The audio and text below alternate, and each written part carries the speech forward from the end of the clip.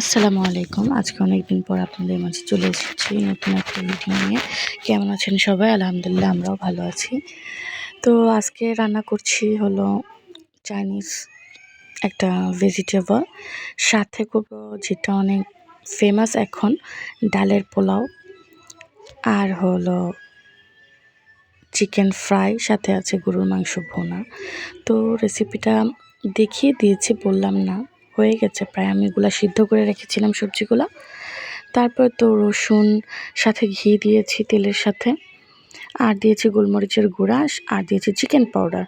এটা দিয়ে ভালো করে মিক্স করে এখন কর্নফ্লাওয়ার গুলে দিয়ে দিয়েছি। এই তো আমার ঝটপট সবজি হয়ে গেছে এবং খুবই মজাদার। আর এই তো আজ রান্না করছি ফেমাস ডালের পোলাও। পোলাওটা এত অসাধারণ হয়েছে খাইতে, আসলে বাসায় ট্রাই করা দেখবেন সবাই, অনেক মজা হয়েছে। এটা আমার গরুর মাংস ভুনা আর ছিল সবজি। আর এই তো খুবই সুন্দর হয়েছে দেখতেও খেতেও। আর চিকেন ফ্রাই ভেজে নিয়েছিলাম গরম গরম। ভালো থাকবেন সবাই, আল্লাহ হাফেজ।